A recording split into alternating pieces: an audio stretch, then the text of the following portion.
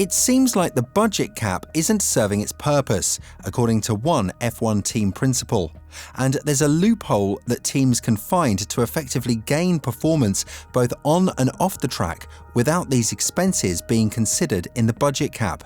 If this turns out to be the case, then it's definitely the biggest shock that the budget cap will receive, and the most popular question will be asked: will we see the budget cap being brought down like a tower of cards? The budget cap was initially implemented back in 2021, and the main reason why the F1 sport wanted to put a limit on the team's expenses was the fact that the top teams were spending as much money as they wanted in order to have the best competitive car. This meant that the midfield and the back markers were effectively struggling to survive due to investors not wanting to do anything with teams that were already failing, and most of the showtime went to the top 3 teams: Red Bull, Ferrari and Mercedes. Thanks to the budget cap, teams aren't allowed to spend more than a certain amount of money, and the cost cap itself includes all parts of the car, from the steering wheel all the way to the wheel nuts, and most of the team personnel. In 2021, the budget cap was $145 million, meaning that if any team was found to spend more than this amount of money, a severe penalty would follow. Red Bull was the first team to be found guilty of breaching the budget cap for less than 5% of the total amount of $145 million, or more precisely, for less than $7 million.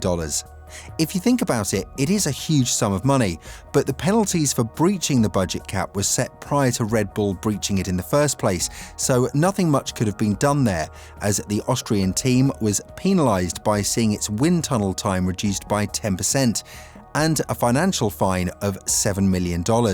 So while this served as a huge alarm for the other teams, with penalties likely to be more rigorous if a team is found breaching it in the near future, it seems like a loophole will allow F1 teams to exploit personnel and technical progress outside of F1, which will interfere directly with the performance of the F1 cars, but won't be directly involved in the budget cap. If it sounds too complicated for you, let's bring it down to crumbs. Teams will be able to spend as much money and resources as they want in other competitions, use the goods and the data from those competitions in Formula 1, and not be penalised for it because the money spent there isn't directly spent in Formula 1. It does sound a bit complicated, but still, this is something that teams fear Aston Martin is currently doing, and that it is the biggest facilitator of their success. The budget cap has forced teams to juggle their workforce strategically to remain within the confines of the cap. And according to Otmar Schaffnauer, Alpine's team principal, some teams may try to exploit this by employing their staff in non-F1 projects. If this is done, then the staff in question would effectively be involved in projects that are not related to Formula 1. Therefore, they'd circumvent the cap's constraints without disclosing the costs involved. If this turns out to be the case, then rest assured that the budget cap would be mocked by everyone out there, and even teams that would have been found guilty would present a true example to be followed by the rest of the pack. When talking about this matter, Schaffnauer has urged the FIA to raise awareness of this potential loophole. As he added, "It seems like more and more teams are looking at their well-remunerated employees that way for cost cap reasons. And we've got to make sure that there comes a time where all these ancillary businesses that are now cropping up, that without a budget cap wouldn't be there. We've got to look at that and make sure that the loopholes aren't big enough to where, effectively, we don't have a cap."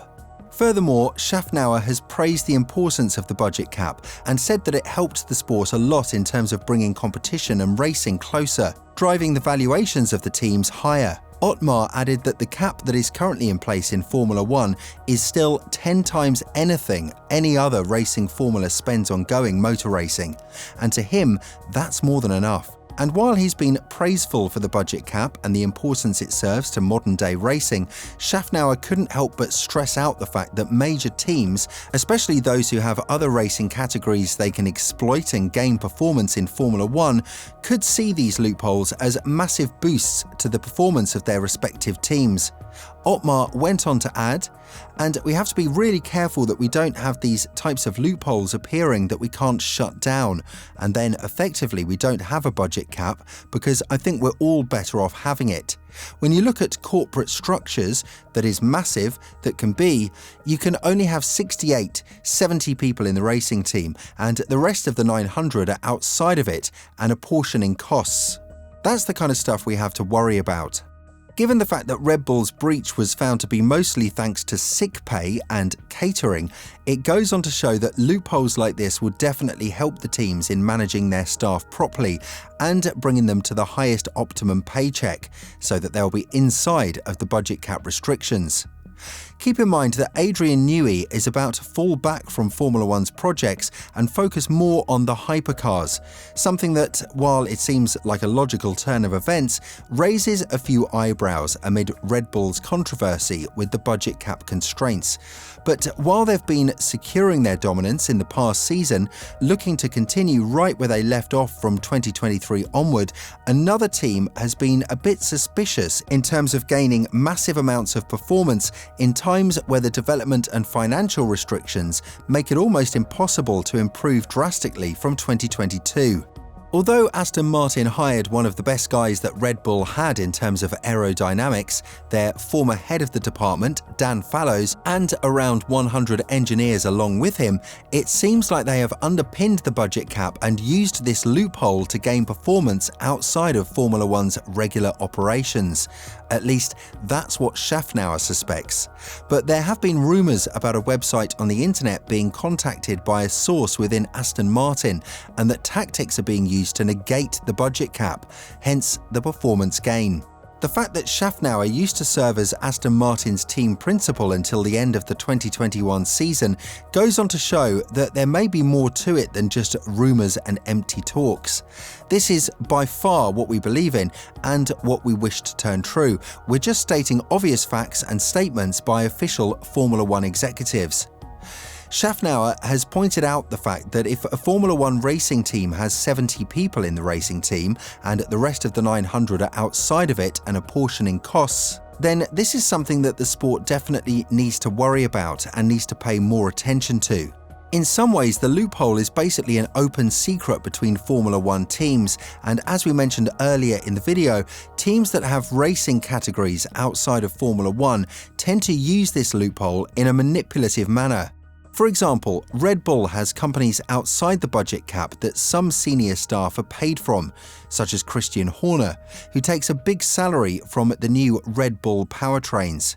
Therefore, one couldn't help but agree with Otmar that the budget cap goes far beyond Horner's case, with huge portions of the factory workforce being employed off the main payroll of the team, which effectively means it's outside of the budget cap. At this point, it's up to the FIA to respond to these allegations, and we're not 100% sure how much F1 teams have used this loophole to gain an advantage for the 2023 season.